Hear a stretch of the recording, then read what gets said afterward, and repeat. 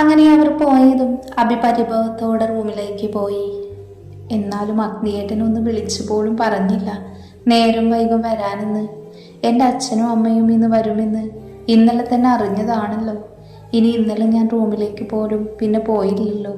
അതിൻ്റെ ദേഷ്യമായിരിക്കുമോ? എന്നാലും ഒന്ന് വിളിച്ചു പറയാമായിരുന്നു. എന്നിട്ട് വിച്ചേട്ടനോട് വിളിച്ചു പറഞ്ഞു എന്ന്.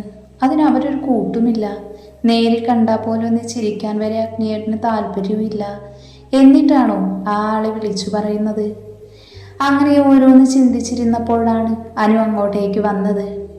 അഭിയേച്ചി, എന്താ അനു? വാ അഭിയേച്ചി, നമുക്ക് എന്തെങ്കിലും പോയി കഴിക്കാം. അമ്മായി കുറേ പലഹാരം കൊണ്ടുവന്നിട്ടുണ്ടല്ലോ, വാ അത് കഴിക്കാം. എനിക്കിപ്പോൾ വേണ്ട അനു, നീ പോയി കഴിച്ചോ, അഭി താല്പര്യമില്ലാതെ പറഞ്ഞു. അഭിയേച്ചി, എൻ്റെ അഭിയേച്ചിയാണെന്നൊന്നും ഞാൻ നോക്കില്ല, എൻ്റെ കയ്യിൽ നിന്നും കിട്ടുവേ. അതും പറഞ്ഞ് അനു അവളെ പിടിച്ചെഴുന്നേൽപ്പിച്ചു. അപ്പോഴാണ് അഭിക്ക് അനുവിനോടൊരു കാര്യം ചോദിക്കാൻ ഓർമ്മ വന്നത്. എന്നാലും എന്തിനാനു നീ വിച്ചുവേട്ടനെ സപ്പോർട്ട് ചെയ്ത് അമ്മായിയോട് വാദിച്ചത്? അതിൻ്റെ ചേതോ വികാരം എത്ര ആലോചിച്ചിട്ടും എനിക്കതങ്ങ് മനസ്സിലാവുന്നില്ല. കണ്ടാൽ രണ്ടും കടിച്ചു കീറുകൊണ്ടല്ലേ?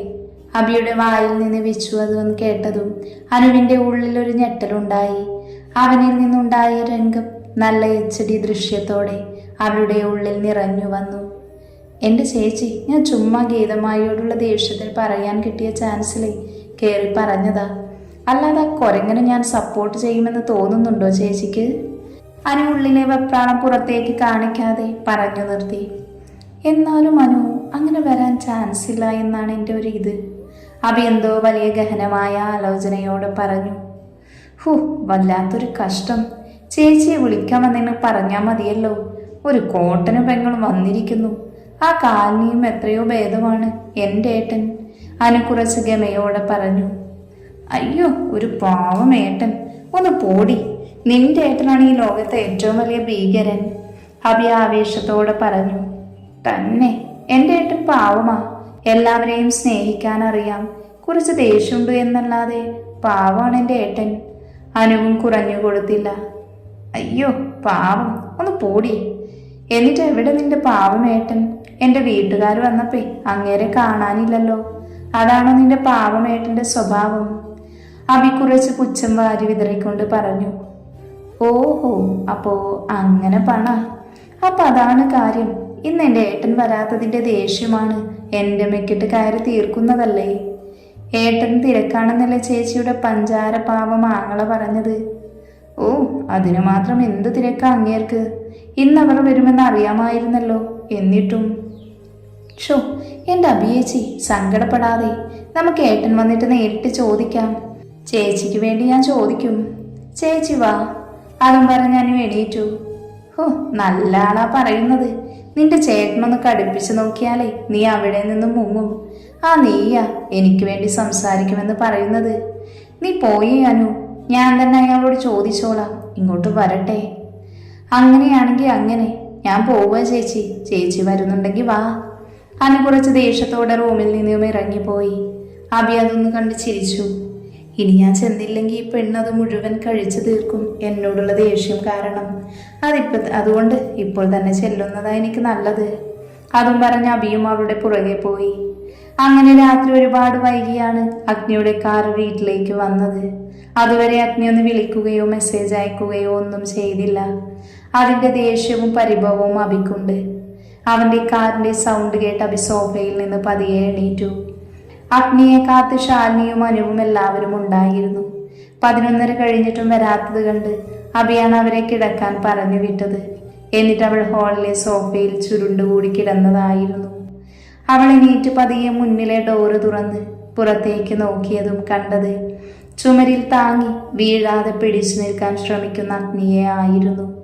അവനെ കണ്ടാൽ തന്നെ നല്ലത് പറയണമെന്ന് ചിന്തിച്ചവി അവൻ വീഴാതിരിക്കാൻ പിടിച്ചു നിൽക്കുന്നത് കണ്ട് ആകെ കിളിപോയി നിൽക്കുവാണ്. അപ്പോൾ തന്നെ അഭിക്ക് എന്തോ പന്തികേട് തോന്നിയിരുന്നു. അഭി എന്തോ പറയാനായി നിന്നതും അഗ്നി ആടിക്കൊണ്ട് അകത്തേക്ക് കയറിയതും ഒരുമിച്ചായിരുന്നു. അവൻ അകത്തേക്ക് കയറാൻ ശ്രമിച്ചപ്പോൾ തന്നെ പടിയിൽ തട്ടി വീഴാൻ പോയി. ആ നിമിഷം തന്നെ അഭി അവനെ താങ്ങി പിടിച്ചിരുന്നു.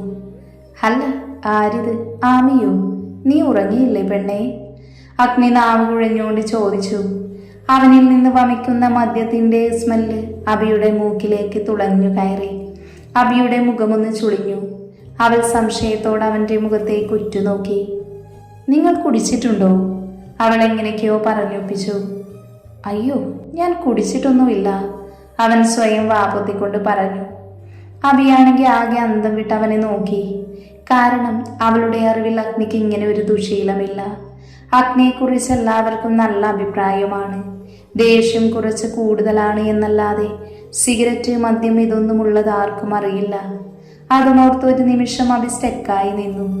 അപ്പോഴും അഗ്നി വാതിൽ പിടിച്ച് പതിയെ നടക്കാൻ ശ്രമിക്കുവാണ്. സത്യം പറ, ആരാ നിങ്ങളെ കുടിപ്പിച്ചേ? അതോ ഇനി നിങ്ങൾ സ്വയം തോന്നി കുടിച്ചതാണോ? അവൾ വിഷമത്തോട് ചോദിച്ചു. നീ ഒന്ന് പോയേ ആമി, അങ്ങനെ ആരെങ്കിലും എന്തെങ്കിലും പറഞ്ഞു എന്ന് വെച്ച് ചെയ്യുന്നവനല്ല ഈ മംഗലത്ത് അഗ്നിദേവ്. എന്നെ നിനക്ക് ശരിക്കറിയില്ല.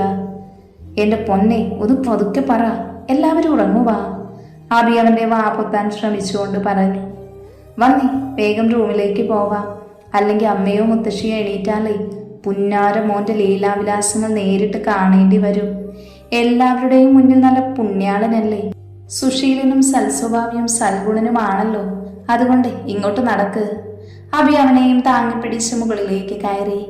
റൂമിലേക്ക് എത്തിയതും അവൻ ബെഡിലേക്ക് കിടന്നു. അബി ഡോറടച്ച് ഊരയ്ക്ക് കൈകൊടുത്ത് ഒരു നിമിഷം അവനെ നോക്കി നിന്നു.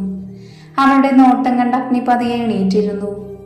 അഗ്നിയേട്ടാ, എന്തു പണിയാ നിങ്ങൾ കാണിച്ചത്? അബി അവന്റെ അരികിലേക്ക് വന്ന് ചോദിച്ചു. അഗ്നി പതിയെ തല ഉയർത്തി നോക്കി. ആ സമയം അവന്റെ ചുണ്ടിൽ ഒരു ചിരിയുണ്ടായിരുന്നു. ആ നിമിഷം തന്നെ അവളൊന്ന് ചിന്തിക്കുന്നതിന് മുൻപ് തന്നെ അവളെ പിടിച്ചു വലിച്ച് അവൻ ബെഡിലേക്ക് ഇട്ടിരുന്നു. അവളുടെ അരക്കെട്ടിലൂടെ പിടിച്ച് അവനും അവളിലേക്ക് അമർന്നു. അബി ഒരു നിമിഷം പേടിച്ചു പോയി. അവൾ ഇരു കണ്ണും ഇറുക്കി അടച്ചാണ് കിടക്കുന്നത്. ചുണ്ടുകൾ കൂട്ടിപ്പിടിച്ചിട്ടുണ്ട്. അവൻ വലിച്ചപ്പോൾ അവളുടെ കാർക്കൂന്തൽ അഴിഞ്ഞു വീണിട്ടുണ്ട്. അഗ്നി പതിയെ അവളുടെ കാതിനടുത്തേക്ക് മുഖം അടുപ്പിച്ചു. ആമി. കാറ്റുപോലെ അവന്റെ ശബ്ദം അവളുടെ കാതിലേക്ക് തുളഞ്ഞു കയറിയതും അവൾ ഞെട്ടലോടെ കണ്ണുകൾ വലിച്ചു തുറന്നു. ആമി, എനിക്ക് നിന്റെ ഈ മുടിയോട് എന്ത് ഇഷ്ടമാണെന്ന് അറിയുമോ പെണ്ണെ? എന്നെ വല്ലാതെ കൊതിപ്പിക്കാറുണ്ട് നിന്റെ ഈ മുടിയും ദേ ഈ അതരവും. അവളുടെ മുടിയിലും ചുണ്ടിലും തലോടിക്കൊണ്ട് അഗ്നി പറഞ്ഞു. ഇത് രണ്ടും എന്നെ വല്ലാതെ ഭ്രാന്ത് പിടിപ്പിക്കാറുണ്ട് ആമി. ഈ മുടി ഇങ്ങനെ അഴിഞ്ഞു കിടക്കുന്നത് കാണുമ്പോൾ എനിക്ക് എന്തൊക്കെ നിന്നെ ചെയ്യാൻ തോന്നുന്നു എന്ന് എനിക്ക് പോലും പറയാൻ കഴിയുന്നില്ല. അത്രത്തോളം എന്നെ അത് ആഗ്രഹിപ്പിക്കുന്നു. എന്നെ വല്ലാതെ ടെംപ്റ്റ് ചെയ്യാറുണ്ട് പെണ്ണെ. നിന്റെ ഈ ചുവന്ന് തുടുത്ത് നിൽക്കുന്ന അതരമുണ്ടല്ലോ, അതെന്നെ വല്ലാതെ കൊതിപ്പിക്കാറുണ്ട് പെണ്ണെ. നീ വല്ലതും അറിയാറുണ്ടോ? അവളുടെ കാതിലേക്ക് ഊതിക്കൊണ്ട് അഗ്നി പറഞ്ഞു. ആ നിമിഷം അവിശ്വാസം പോലും എടുക്കാൻ മറന്ന് അങ്ങനെ കിടന്നുപോയി. അവളുടെ കൈ അവൻ്റെ ഷർട്ടിൽ അള്ളിപ്പിടിച്ചു. എന്ത് മറുപടി പറയണമെന്നോ എന്ത് ചെയ്യണമെന്നോ അവൾക്ക് ആ നിമിഷം അറിയുന്നുണ്ടായിരുന്നില്ല. അത്രത്തോളം അവൻ്റെ വാക്കുകളിൽ അവൾ തളർന്നു പോയിരുന്നു. അവൻ്റെ വാക്കുകളും പ്രവൃത്തിയും സത്യമാണോ മിഥ്യയാണോ എന്ന് പോലും അവൾക്കറിയുന്നുണ്ടായിരുന്നില്ല. അത്രത്തോളം അവൾ തരിച്ചു പോയിരുന്നു. ആ നിമിഷം തന്നെ അഗ്നി അവളുടെ കഴുത്തിലേക്ക് മുഖം പൂഴ്ത്തി. അവൻ്റെ അതരം അവിടെ നാലുപാടും സഞ്ചരിച്ചു. അത് കൂടുതൽ അവളെ തളർത്തിയിരുന്നു. അബിയുടെ ഒരു കൈ ബെഡിൽ അമർന്നു, മറ്റേ കൈ അവൻ്റെ പുറത്തും. അവൻ്റെ ചുണ്ടും നാവും പല്ലും ഉമിനീരും അവളുടെ വെളുത്ത് നീണ്ടു മെലിഞ്ഞ കഴുത്തിനെ പൊതിഞ്ഞു പിടിച്ചിരുന്നു. എത്രത്തോളം താൻ വെളിയിൽ അടിമപ്പെട്ടു പോയി എന്ന് അവളുടെ ഗന്ധം അവനിൽ തീർക്കുന്ന മായാജാലത്തിൽ നിന്ന് തന്നെ അവൻക്ക് മനസ്സിലായി. കാരണം അവനിലെ പുരുഷനെ ഉണർത്താൻ ആ ഗന്ധത്തിന് കഴിയുമെന്ന് അവൻ തിരിച്ചറിഞ്ഞിരുന്നു. ആ നിമിഷം അവൻ്റെ ഓരോ പ്രവൃത്തിയിലും അബി വിറച്ചുപോയി. വിവാഹം കഴിഞ്ഞിത്തിരി ദിവസമായിട്ടേ ഉള്ളൂ. ആ നെഞ്ചിൽ തല ചേർത്തുറങ്ങിയിട്ടുണ്ട്. ഇങ്ങനെ ആദ്യമായാണ് ഇത്ര അധികാരത്തിൽ പെരുമാറുന്നത്. ദേഷ്യത്തിലും വാശിയിലും ചെയ്തിട്ടുണ്ടെങ്കിലും പ്രണയത്തോടെ തുടങ്ങി ഇതാദ്യമായാണ് എന്ന് അവൾ ആ നിമിഷം ഓർത്തെടുത്തു. തൻ്റെ ഹൃദയമിഴിപ്പ് തനിക്ക് സ്വയം കേൾക്കുന്നത് പോലെ തോന്നി അവൾക്ക്. അവനെ തള്ളി മാറ്റണമെന്നുണ്ട്, പക്ഷേ ഒന്ന് അനങ്ങാൻ പോലും അവൾക്കാകുന്നില്ലായിരുന്നു. അവളുടെ ഗന്ധത്തെ ആസ്വദിച്ചുകൊണ്ട് തന്നെ അവളെ ചുംബനം കൊണ്ട് മൂടിയിരുന്നു അവൻ. അവയുടെ കണ്ണുകൾ ഇറുക്കി അടച്ച് കൈമുറുകിക്കൊണ്ടിരുന്നു. ആമി. ഹസ്കി വോയിസിൽ അവൻ്റെ ശബ്ദം അവളിൽ ആഴ്ന്നിറങ്ങി. അവളുടെ ശരീരം ഒന്ന് വിറകൊണ്ടു. അവളുടെ ഹൃദയത്തിൻ്റെ ഉള്ളിലേക്ക് ആഴ്ന്നിറങ്ങിയതുപോലെ തോന്നി. അവൾ പോലും അറിയാതെ ഒന്ന് മൂളി അവൾ. എന്ത് മണമാണ് പെണ്ണെ നിനക്ക്, ഇങ്ങനെ ചേർന്നു കിടന്ന് വലിച്ചു നുണയാൻ തോന്നുന്നു. പതിയെ അവളുടെ കഴുത്തിലേക്ക് അമർന്നുകൊണ്ട് അവളെയൊന്ന് നുണഞ്ഞു. അവയൊന്ന് പിടഞ്ഞുപോയി. അവൻ അവളിലേക്ക് ഒന്നുകൂടെ അമർന്നു. അവനിലെ പുരുഷൻ ആ നിമിഷം കുത്തി അമരുന്നത് പോലെ തോന്നി അവൾക്ക്. അവളിൽ ഒരു കരണ്ട് പാസ് ചെയ്തത് അവൾ ആ നിമിഷം അറിഞ്ഞു. പതിയെ അവൻ്റെ നാവിൻ്റെ ചലനം അവളുടെ കഴുത്തിലാകെ വ്യാപിച്ചു. അവൻ്റെ പ്രവൃത്തിയിൽ അവളുടെ ഇരു കൈയും പുറത്തമർന്നു. അവളിൽ നിന്ന് മൂളലുകൾ പുറത്തേക്ക് ഒഴുകിയിരുന്നു. അവൻ്റെ കൈയിൻ്റെ സഞ്ചാരപാത ദിശ മാറാൻ തുടങ്ങി. അവളുടെ നെഞ്ചിലിൻ്റെ സൈഡിലൂടെ അരക്കെട്ടിലെത്തി നിന്നു.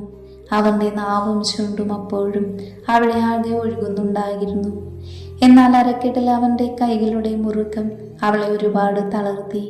പതിയെ അവിടെ നിന്ന് അവൻ്റെ കൈ അവളുടെ ചുരിദാറിൻ്റെ സൈഡ് ഓപ്പണിലൂടെ വയറിലേക്ക് അരിച്ചിറങ്ങി. ആ നിമിഷം അഭിയൊന്ന് കുതറി നോക്കി. എവിടെ ഒന്നനങ്ങാൻ പോലും അവൾക്ക് സാധിച്ചില്ല. അവളിലേക്ക് അവൻ ഒന്നുകൂടെ മുറുക്കി. ഒന്നുയർന്നു പൊങ്ങിക്കൊണ്ട് അവളുടെ മുടിയിടുക്കിലേക്ക് മുഖം പൂഴ്ത്തി വീണ്ടും അവളുടെ ഉടലിലേക്ക് അവൻ്റെ ചുണ്ടുകൾ ചേർത്ത് വെച്ചിരുന്നു. അവളുടെ കഴുത്തിൻ്റെ സൈഡിൽ അവൻ്റെ അധരങ്ങൾ കുസൃതി കാണിച്ചുകൊണ്ടിരുന്നു. അവളുടെ കഴുത്തിലും ആദവത്തിൽ അവൻ കടിച്ചു നുണഞ്ഞെടുത്തു.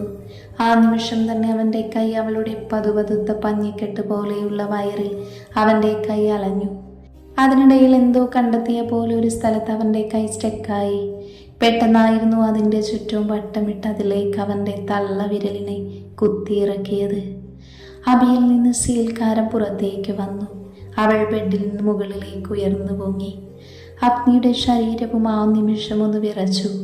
അവൻ്റെ നിയന്ത്രണം പോകുന്നത് അവൻ ആ നിമിഷം അറിയുന്നുണ്ടായിരുന്നു. ആമി, നീ എന്നിൽ തീർത്ത മായാജാലം അതെനിക്ക് പറഞ്ഞറിയിക്കാൻ പറ്റില്ല പെണ്ണേ. അത്രത്തോളം നിന്നിൽ ഞാൻ അടിമപ്പെട്ടു പോകുവാണ് പെണ്ണേ. അവൻ്റെ പ്രണയത്തോടെയുള്ള ഓരോ വാക്കുകളും അവളുടെ തലച്ചോറിൽ പ്രതിധ്വനിക്കുന്നത് പോലെ തോന്നി. അത്രത്തോളം തീവ്രമായിരുന്നു അവൻ്റെ വാക്കുകൾക്ക്. അതിനനുസരിച്ച് അവൻ്റെ വിരലുകൾ ചലിച്ചുകൊണ്ടിരുന്നു. അതിനനുസരിച്ച് അഭിപ്പെരുവിരലിൽ ഉയർന്നു പൊങ്ങിപ്പോയി. അത്രയും നേരം തടഞ്ഞു വെച്ച ശബ്ദം പുറത്തേക്ക് വന്നു. ദേവേട്ട. അബിയുടെ വായിൽ നിന്ന് വന്ന വാക്കുകൾ അവനെ കൂടുതൽ ഉന്മാദനാക്കി. അവളുടെ ശരീരം വിയർപ്പിനാൽ കുതിർന്നു. കണ്ണുകളിൽ ചുവപ്പ് പടർന്നു. പ്ലീസ് ദേവേട്ട, മതി, ഇനി എനിക്ക് പറ്റില്ല. ആ നിമിഷം അഗ്നി അവളെ കണ്ണുകൾ ഉയർത്തി നോക്കി. അവളിൽ നിന്നൊഴുകി ഇറങ്ങിയ വിയർപ്പിനെ പോലും അവന് കൊതിയോടെ നോക്കി. ആമി, എന്താ നീ വിളിച്ചത്? ഒന്നുകൂടെ വിളിക്കു പെണ്ണേ, എനിക്കതങ്ങ് പെരുത്തിഷ്ടപ്പെട്ടു.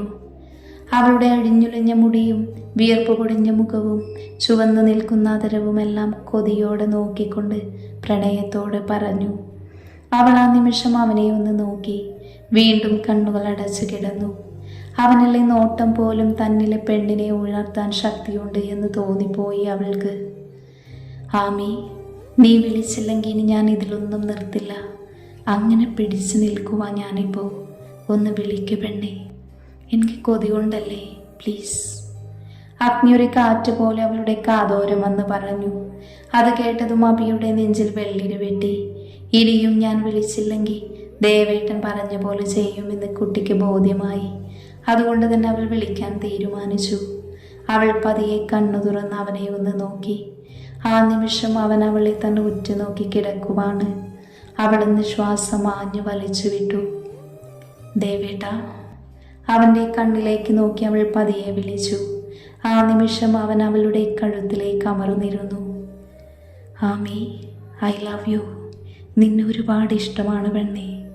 എൻ്റെ മാത്രം ആമിയാണ് നീ. അവൻ്റെ വാക്കുകൾ അവളിൽ വല്ലാത്തൊരു ഞെട്ടലും സന്തോഷവും ഉണ്ടാക്കി. അവൻ്റെ പുറത്ത് അമർന്നിരുന്ന കൈകൾ പതിയെ അയഞ്ഞു. അവൻ്റെ ഓരോ വാക്കുകളും അവളുടെ ചെവിയിൽ വീണ്ടും വീണ്ടും കേട്ടുകൊണ്ടിരുന്നു.